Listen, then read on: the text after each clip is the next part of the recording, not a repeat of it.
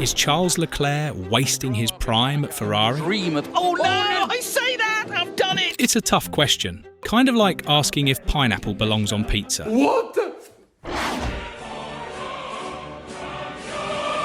There's a clear answer, but saying it out loud will get you attacked by emotional people. Because here's the thing, Leclerc isn't just talented, he's scary talented.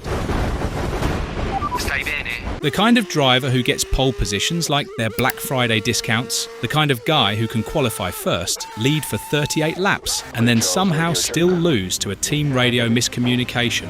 Charles, radio check please. Copy. Charles, can you hear us? Yes. Charles. And yet, year after year, Charles puts on the red suit, tightens the chin strap, and pretends like this will be the season Ferrari doesn't forget how undercuts work. But we've seen this movie before. It's called Alonso: The Tragic Years. And the sequel is starting to look a lot like Leclerc: The Hope That Died in Sector 3. So today, we're diving into the heartbreaking, rage-inducing, strategy-fueled saga of Charles Leclerc and Ferrari. Because if he's not wasting his career yet, he's dangerously close to turning 30 with a trophy cabinet full of near misses and what could have been tweets. Before we talk about Ferrari fumbling his career like a greased-up baguette, let's rewind. Charles Leclerc came into F1 like a meteor with cheekbones. He was the golden child of the Ferrari Driver Academy, basically groomed since birth to drive something red and disappoint millions of Italians. He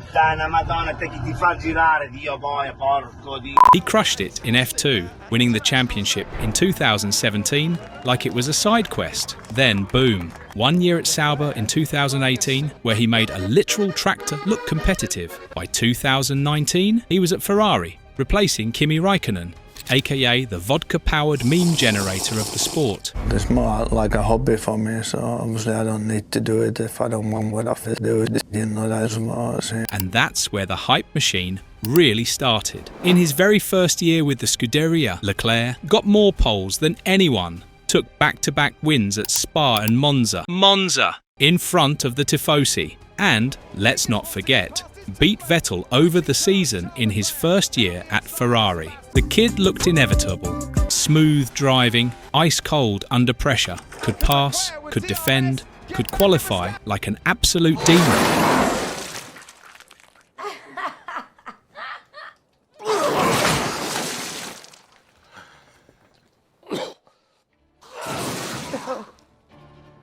Ferrari had found their prince, and the fans? Oh, they were all in. People were already photoshopping his face onto world champion posters, like he was Verstappen with a European passport. Even the team believed the prophecy. They gave him a 5-year contract.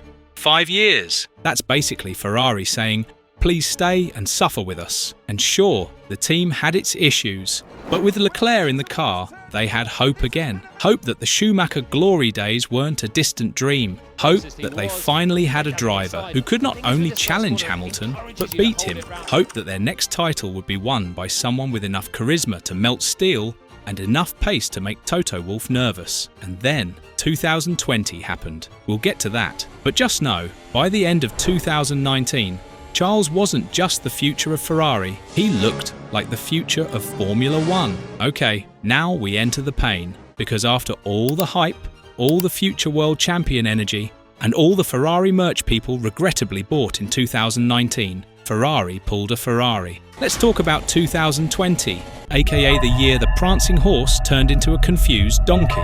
Ferrari showed up with a car so underpowered, it made people wonder if they'd left the engine back in Maranello, thanks to the infamous secret FIA agreement over their sketchy power unit from 2019, you know, the one we're totally not allowed to talk about. Ferrari got nerfed harder than any Warzone gun in Season 1. The result? Midfield mediocrity. Leclerc was out there fighting AlphaTauris and Renaults like it was an F2 reunion. But fine, 2020 was a write-off. Pandemic, regulations, Ferrari being sued by physics, 2021 still mid, but hope returned in 2022. Ferrari finally gave Charles a car that didn't explode on startup. The F1 75 was fast. Leclerc came out swinging. wins in Bahrain and Australia. He was leading the championship. It was finally happening. The prophecy was real. And then, Ferrari decided to play 4D chess using a checkers board. Let's recap. Double stacking pit stops like they'd never seen a stopwatch. Calling strategy changes mid-corner. There's absolutely no rain for now. Raining at turn 12, we believe. Box now, box. No, it's beautiful. Fucking beautiful. Box, stay out. Box now, box for hard. Stay out. Fuck! Why? What are you doing? It became comical. Every Sunday was a new way to suffer. Leave me alone, please. Leclerc's radio messages turned into emotional breakdowns in real time. Like I have no information, and then when he's getting close. You could hear his soul leave his body every time the pit wall spoke. By the end of 2022, Max had walked the title, and Leclerc was just left holding a silver medal and a 1,000-yard stare. And 2023, Ferrari backslid again. Reliability issues, strategy roulette. Carlos Sainz started looking like the safer bet some weekends. Leclerc went from title contender to maybe he can get a podium if the wind blows right. This wasn't just a slump, this was a systemic failure. Ferrari was still fast sometimes, but never when it mattered. And Charles? He was still Charles, still brilliant, just stuck in a team that looked allergic to winning. Let's pump the brakes for a second. We've been flaming Ferrari like they're the only ones responsible. But what about Leclerc himself? Is he completely blameless in all this? Or is he a little bit like that guy in group projects who says he'll handle the PowerPoint but then forgets to show up? And I'm Jackson. Welcome to our PowerPoint presentation. We did our presentation on Otters. Let's be real. Leclerc is insanely quick. One of the best qualifiers in modern F1, no question. He drags laps out of the car that make engineers double-check the telemetry to make sure it's not glitched. But on Sundays, sometimes he folds like a lawn chair. Let's not forget, that time he crashed out of the lead in France 2022 with no one near him. Or when he spun in Imola trying to chase down Sergio Perez when he didn't need to. These aren't constant, but they happen just enough to make people wonder, is Charles really ready to be champion? Or is he just fast until the pressure hits? That said, when you're constantly dealing with a team that sends you out on the wrong tyres, forgets what pit window means, and treats every strategy call like a game of charades, can you really blame him for trying too hard? Because what other choice does he have? Ferrari isn't exactly giving him a 10-second cushion to coast to victory. Every race feels like survival. He's either got to drive perfectly or hope that Red Bull randomly combusts. So yes,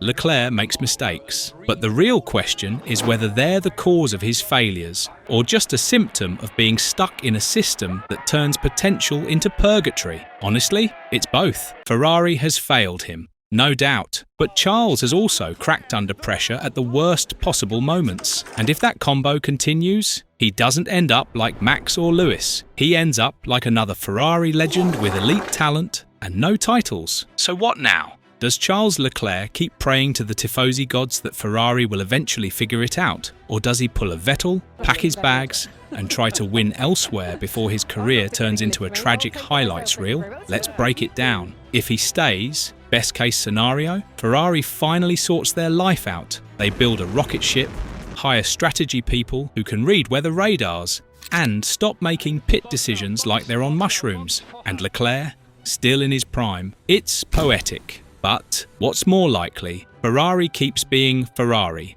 Moments of brilliance, followed by 3 races of chaos. Leclerc keeps putting it on pole, only to get undercut, overcut, or plan D-ed into oblivion. And by the time they do get it together, Oscar Piastri, or George Russell, or literally anyone not driving a Ferrari, now, if he leaves, this gets spicy, because where would he go? Mercedes? Maybe. Aston Martin? He could join Alonso's retirement villa. Red Bull? Yeah, not while Max is alive. There's no obvious golden path, and Ferrari is still his team, but staying might be riskier, because every year he sticks around hoping things will change is one more year where someone else becomes the main character. Is Charles Leclerc wasting his career at Ferrari?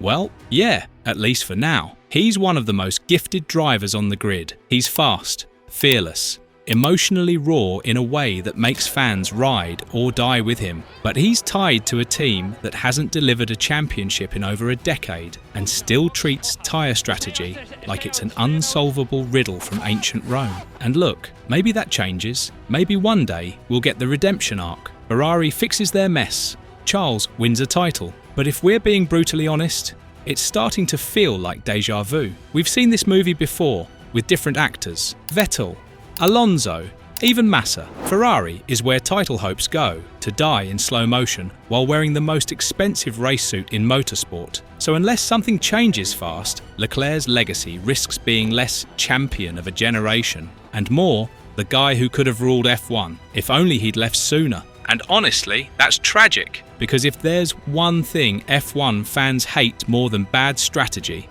it's watching talent go to waste. But what do you think? Is Charles still making the right call, sticking with the Scuderia? Or is it time for him to channel his inner Alonso and start packing that helmet bag? Let me know in the comments. And if you enjoyed this breakdown, make sure to like and subscribe for more. Oh my god. I've never looked so good.